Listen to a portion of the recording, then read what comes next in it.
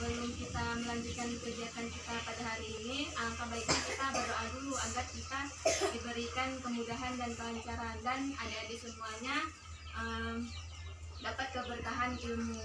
Berdoa dulu.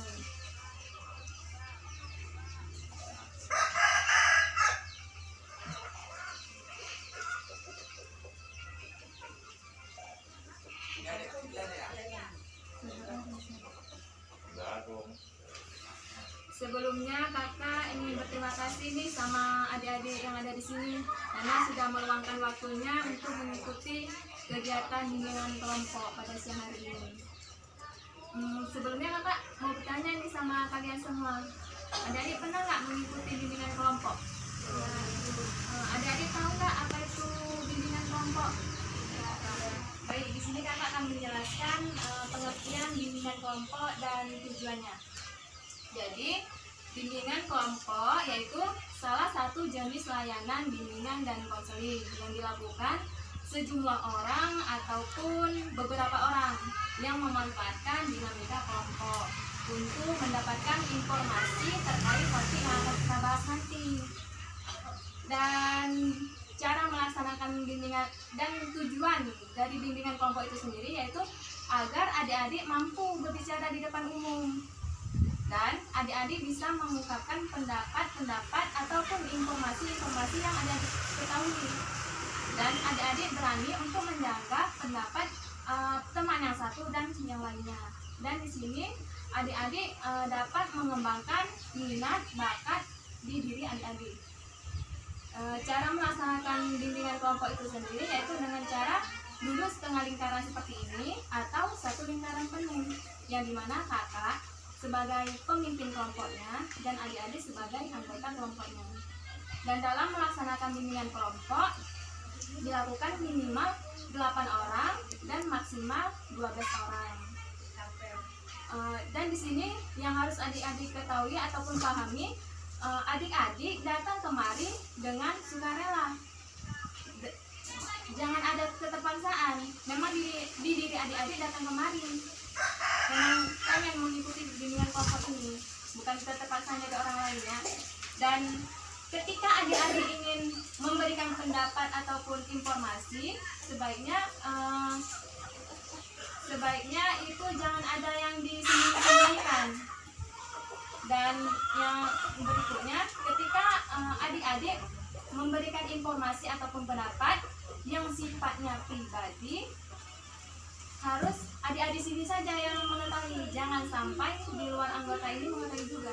Apakah adik-adik mengerti?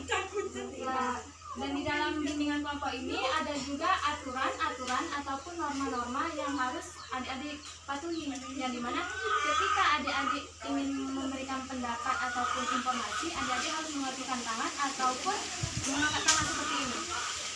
Ketika ada teman yang berbicara, adik-adik yang lainnya harus mendengarkan. Dan ketika adik-adik ingin memberikan pendapat ataupun informasi, harus menggunakan tutur kata yang sopan. Dan sebelum kita melanjutkan kegiatan dalam bimbingan kelompok, alangkah baiknya kita ini perkenalan dulu supaya kita lebih akrab. Kayak mana? Setuju nggak? Setuju. Oke, baik, dimulai dari kakak dulu ya.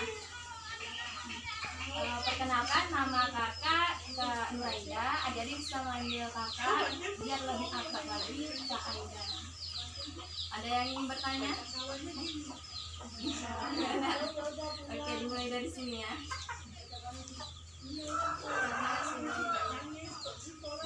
Selanjutnya, saya ini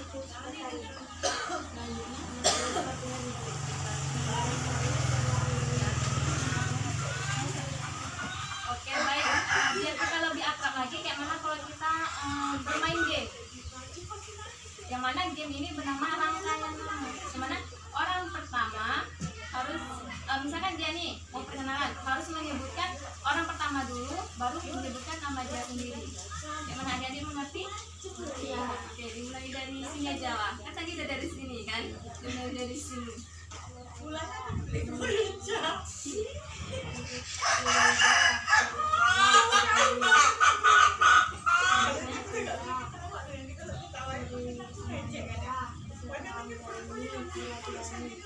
Selanjutnya Ayu Raida, Serli Amanda, Erlanggaini, Fitriani, selanjutnya Aida, Sri Amanda, Anggaini, Fitriani, Rita Sari, Hindari Teori. selanjutnya Raida, Sri Amanda, Anggaini, Fitriani, Rita Sari, sama Hindari Teori. Oke, baik, kita beri tepuk tangan untuk siapa namanya? Harsi, karena dia bisa menghafal nama kita semua. Beri tepuk tangan. Baik, di sini kakak ingin menugaskan kembali cara kegiatan bimbingan kelompok. Cara melaksanakannya yaitu dengan cara duduk setengah lingkaran seperti ini atau satu lingkaran penuh, yang dimana kakak sebagai pemimpin kelompok dan adik-adik sebagai anggota kelompoknya. Dan dalam bimbingan kelompok ini dilakukan dan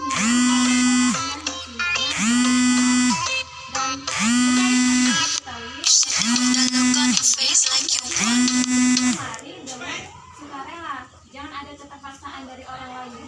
Dan yang kedua, ketika adik-adik memberikan pendapat ataupun informasi, jangan ada yang disembunyikan, harus terbuka. Dan ketika teman-temannya ingin memberikan pendapat atau adik-adik memberikan informasi yang sifatnya pribadi, untuk adik-adik di sini saja yang mengetahui. Jangan sampai di luar anggota kelompok, teman-teman di luar anggota kelompok ini mengetahui juga. Dan adapun aturan-aturan ataupun norma-norma yang harus adik-adik taati, yang dimana ketika adik-adik ingin memberikan pendapat ataupun informasi, adik-adik harus melakukan tangan atau mengangkat tangan seperti ini. Dan ketika temannya sedang berbicara, adik-adik yang lainnya harus mendengarkan. Dan ketika adik-adik ingin memberikan pendapat ataupun informasi, adik-adik harus menggunakan tutur kata yang sopan. Gimana? Paham nggak? Dan di dalam bimbingan kelompok ini ada 2 topik, yang dimana topik pertama yaitu topik bebas. Topik itu yang diberikan dari adik-adik ini yang kita bahas sekarang lagi booming-boomingnya. Contohnya kayak bullying di sekolah, dampak game online dan lain-lain. Tapi di sini kakak ingin menggunakan topik tugas, yang dimana topik itu dari kakak sendiri. Jadi yang akan kita bahas pada hari ini yaitu tentang apa sih dampak negatif dan positifnya HP. Jadi di sini siapa nih yang mau memberikan pendapatnya, apa sih dampak positif dan dampak negatifnya dari HP? Tapi yang kita bahas dampak positifnya dulu ya, baru dampak negatifnya. Siapa yang ingin memberikan pendapatnya? Oke, baik. Ya betul, untuk mempermudah berkomunikasi. Contohnya seperti kita ini kan nggak harus berteman di lingkungan kita sendiri, kita kan butuh teman-teman di luar. Jadi dengan adanya HP kita mempermudah berkomunikasi dengan orang lain dengan menggunakan WA, Line, Instagram dan lain-lain, ya kan? Selanjutnya siapa yang ingin memberikan pendapat ya, Andi? Ya, betul sekali. Sebagai media hiburan yang dulunya sebelum adanya HP kita masih bermain yeye, betul nggak? Main Perancis, ya kan? Tapi dengan adanya HP kita mudah bermain game, ya kan? Tinggal di rumah aja bisa bermain game. Apalagi sekarang lagi bumi-buminya bermain game Free Fire, Mobile Legends, ya kan, PUBG. Ada lagi yang ingin memberikan pendapatnya? Ya, dapat belajar online. Ya betul sekali, dapat belajar online. Sekarang ini kan kita kayak lagi kena virus corona, ya kan. Jadi kita nggak bisa datang ke sekolah. Tapi dengan adanya HP kita bisa belajar online, ya kan. Mempermudah kita, nggak harus bertatap muka dengan guru kita, ya kan. Dan siapa lagi yang ingin memberikan pendapat? Dapat belanja online. Oke, baik, bagus sekali. Dapat belanja online, ya kan? Yang dulunya datang ke pasar minggu panas-panasan, ya kan. Sekarang dengan adanya HP kita bisa belanja online, tinggal kita tengok barangnya, kita pesan, kayak menggunakan Shopee, ya kan, Lazada, ya kan. Siapa lagi yang ingin mendirikan pendapatnya? Ya betul sekali, memudahkan untuk berbisnis. Dengan HP kita mudah untuk berbisnis, ya kan, untuk jualan online gitu, ya kan. Siapa lagi? Ada lagi? pendapatnya?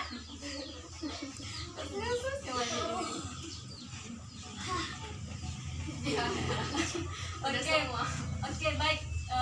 Jadi dampak positif dari HP itu banyak sekali ya kan. Ada yang bilang mempermudah untuk berkomunikasi, untuk mempermudah bisnis, belanja online ya kan, belajar online. Satu lagi apa tadi? Ya, sebagai media hiburan. Berarti banyak sekali dampak positif dari penggunaan dari HP ini ya. Selain dari dampak positif dari HP, ada juga nih dampak negatif dari HP. Apa sih dampak negatif dari HP? Ada yang ingin memberikan pendapatnya? Ya baik, Adik. Kesehatan. Oke, betul sekali, dapat mengganggu kesehatan. Dengan kita sering bermain HP, kita jadi terganggu kesehatan kita. Kenapa? Karena terkena radiasi dari HP. Kita kan kadang-kadang 24 jam tuh main HP ya kan. Kena radiasi, kulit kita jadi jelek, kesehatan kita pun jadi terganggu ya kan. Siapa lagi? Ya, Adik. Betul sekali, lupa waktu. Gara-gara kita bermain HP, kita jadi lupa waktu ya kan, disuruh sama orang tua. Nanti alasannya nanti sebentar lagi, belajar pun jadi malas ya kan. Ada lagi? Ya, Adik ini dulu. Belajar menjadi tidak fokus. Betul sekali, dengan adanya HP kita jadi nggak fokus ya kan. Karena kita 24 jam pegangnya HP, apalagi kalau yang punya doi ya kan. Siapa yang punya doi? pasti kita nggak akan fokus ya kan, karena 24 jam kita selalu megangnya HP aja. Betul nggak? Ada lagi nggak yang ingin memberikan pendapat ya, Adik? Memicu stres. Betul sekali, memicu stres. Gara-gara HP kita bisa stres. Kenapa? Karena banyak sekali dari HP kita mendapatkan informasi-informasi yang tidak jelas ya kan. Dalam artian hoax. Kan sering tuh kalian lihat itu di Facebook ataupun di lain-lainnya itu kan ada informasi-informasi yang nggak jelas ya kan. Kita kepikiran, jadi kita bisa stres. Ada lagi nggak yang melihat ya, Adik? Kurangnya berinteraksi dengan lingkungan. Betul, dengan adanya HP, dampak negatif dari HP, kita kurang berinteraksi dengan orang lain. Bahkan dengan tetangga kita sendiri pun kita kurang berinteraksi. Jangankan tetangga, teman sekelas kita, bangku yang sebelah kita itu, pasti kita kurang berinteraksi. Karena apa? Karena kita selalu megang HP. Habis siap pelajaran pasti terus megangnya HP. Bangun tidur megangnya HP. Betul nggak? Betul. Oke. Ada lagi yang ingin memberikan pendapatnya? Nggak ada. Ada lagi nggak? Oke, kayaknya jawabannya semuanya udah nggak ada lagi ya yang memberikan pendapat. Jadi dampak dari dampak negatif dari HP banyak juga ya kan. Dari selain dampak positif ada juga dampak negatifnya. Apa ini dampak negatifnya? Bisa stres, kurang Yang belakang tuh pulang tuh. Yang belakang tuh. belajar tidak fokus. Apa lagi? Ya, lupa waktu. Kayaknya adik-adik di sini tegang kali. Gimana kalau kita bermain game? Nah, biar kita lebih bisa berinteraksi nih sama satu sama yang lain. Pasti antara ini dan ini kayaknya kurang itu juga ya, kurang akrab ya kan. Gimana kalau kita bermain game? Setuju nggak? Sekarang kita berdiri dulu nih.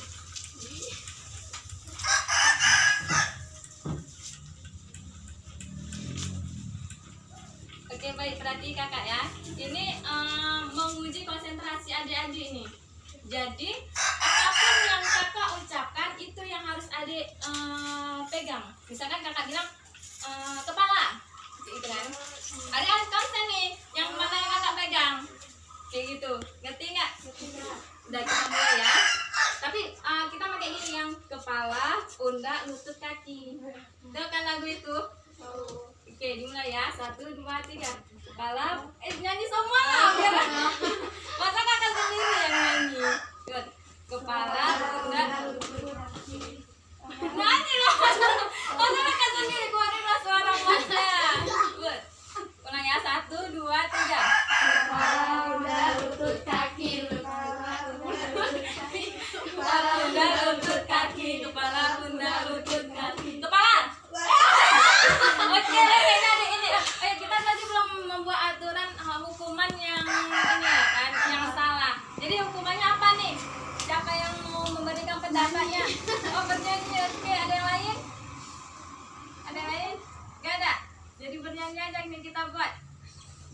Ya, yaudah. Dengan adik kami persilahkan. Jalanku. Bagus tuh lagu itu. Seringnya nyanyi. Coba lah. Tuh.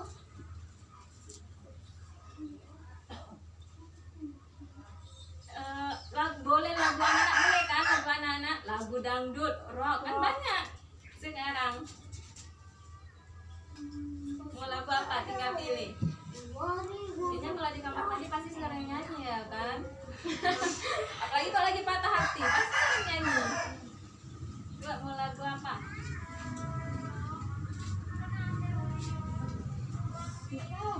Atau nggak lagu potong bebek saja lah, nggak apa-apa lah. Potong bebek angsa masa dituari dansa dansa 4 kali sorong ke kiri sorong ke kanan Terus nggak?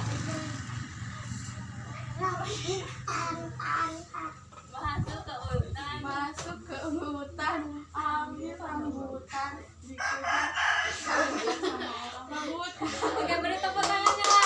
Kita ulangi sekali lagi ya. Jadi adik-adik ini harus fokus, oke? Semuanya nyanyi lah, masa kakak sendiri yang nyanyi? Suara habis nanti ya. Ya, semuanya harus makan suara emasnya.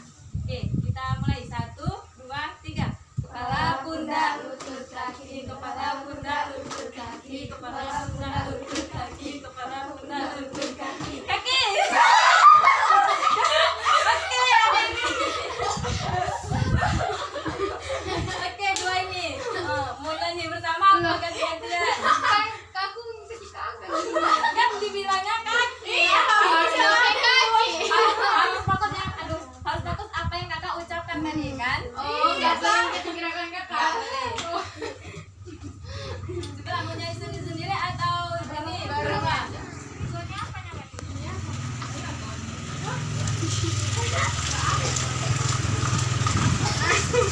Kalau mereka apa lu? Lagu yang kayak yang ini lagu rock gitu, apa lagu band kan banyak, masa udah sebesar kita lagunya lagu pelangi. Anak aja lah. Mana sekolah? Kamu lagu apa? Tadi aku lagi. Ini cicak. Masa ini cicak? Ini ada cicak. Coba lah. Gitu kan? Cicak-cicak di dinding diam-diam merayap. Datang seekor nyamuk lalu ditangkap. Oke, beri tepuk tangan untuk wanita kembali. Sekali lagi ya, sekali lagi kita kita udah. Oke. Ini kalau yang udah kena, kita salah lagi, tetap disuruh nyanyi. Oke. Oke. Ya. Harus fokus ya, harus fokus apa yang kakak ucapkan, jangan fokus sama apa yang kakak pegang. Oke. Mulai 1, 2, 3, semuanya harus mengeluarkan suara emasnya. Nggak boleh yang ini, ada yang diem. 1, 2, 3. Kepala, pundak, lutut, kaki. Kepala, pundak, lutut, kaki. Kepala, pundak, lutut, kaki. Lutut. Oke, mulai. Belum ada yang kena ya. Belum ada yang kena ya. Lagi. 1, 2, 3. Kepala, pundak, lutut, kaki. Kepala, pundak, lutut, kaki. Kepala, pundak, lutut, kaki. Kepala, pundak, lutut, kaki. Lutut. Oke, belum ada ya. Kayaknya belum ada nih ya. Kalau ada sekali lagi baru kita udah ya. Oke. Kepala, pundak, lutut, kaki. Kepala, pundak, lutut, kaki. Kepala, pundak, lutut, kaki. Kepala, pundak, lutut, kaki. Kepala, pundak, lutut, kaki. Kaki.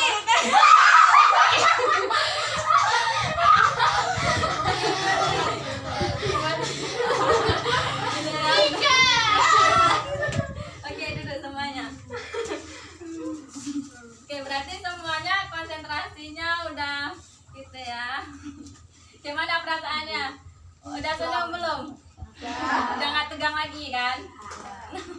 Kalau tadi kan sebelum bermain game kan tegang semuanya, kakak bilang iya iya aja.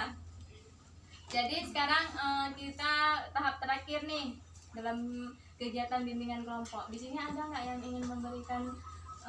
Kakak ingin bertanya dulu. Apa sih? Kan tadi kita udah bahas tentang ini, tentang dampak positif dan dampak negatif dari game. Sekarang kakak ingin bertanya, bagaimana sih cara menghindari, cara kita biar kita tidak terkena dampak negatif dari game? Ada yang ingin memberikan pendapatnya? Oke, betul sekali.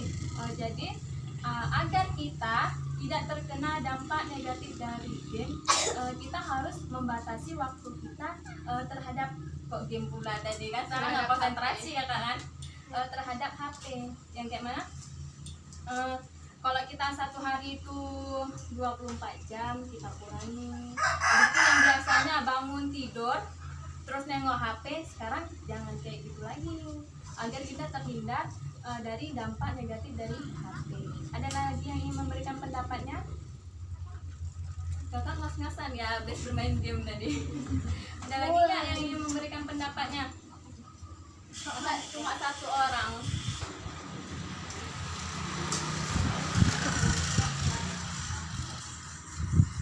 Ada lagi nggak agar kita terhindar nih dari ini, dari HP, dampak negatif dari HP? Kenapa kalian aja pendapatnya? Melakukan banyak kegiatan. Apa? Iya betul sekali. Biar kita nggak terkena dampak negatif dari HP, kita harus melakukan banyak kegiatan, ya kan? Contohnya lebih sering berinteraksi dengan orang lain, ya kan? Lebih pokoknya carilah kegiatan-kegiatan yang membuat kita jadi nggak 24 jam megang HP, ya kan? Ada lagi yang ingin memberikan pendapatnya? Baik, kayaknya cuma dua ini ya. Jadi agar kita terhindar dari dampak negatif dari HP, yang pertama tadi apa tadi pertamanya kak? Gak pula deh, apa tadi? membatasi waktu. Yang kedua apa tadi kak? Kok gak pula? Apa? Bukan banyak kegiatan. Ya tadi banyak melakukan kegiatan agar terhindar dari dampak dari HP. Baik, di sini udah tahap terakhir. Kakak ingin bertanya nih sama adik-adik semua. Ada nggak sih kesan pesan setelah kita melakukan kegiatan bimbingan kelompok ini dari adik-adik semuanya? Kalau ada yang memberikan pesan dan kesannya, acungkan tangannya. Pesan-pesannya untuk setelah kita mengikuti kegiatan bimbingan kelompok ini.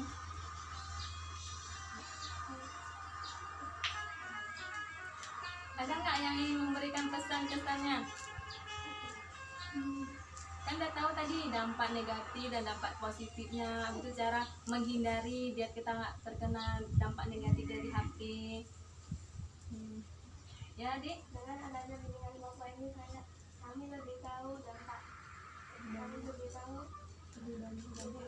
lebih banyak tahu dampak negatif dan positifnya. Oke, baik. Berarti maksud adik ini gini, kesan pesan dari setelah kita melakukan kegiatan bimbingan kelompok ini, kita mengetahui ini selain dampak positifnya, rupanya bermain HP lebih banyak dampak negatifnya. Dan setelah kita melakukan kegiatan bimbingan kelompok ini, jadi kita mengetahui ini cara mengatasi agar kita tidak terkena dampak negatif dari HP. Oke, ada lagi yang ingin memberikan pendapatnya? Nggak ada, kayaknya udah muka-muka lapar ini kayaknya ya. Ada lagi nggak? Nggak ada. Oke, baik, karena nggak ada yang ingin memberikan pendapatnya lagi, jadi kakak akhiri aja pertemuan kita ini. Semoga dengan kegiatan bimbingan kelompok ini adik-adik bisa terhindar dari dampak negatif dari HP. Kita tidak fokus lagi untuk selalu memegang HP karena kan banyak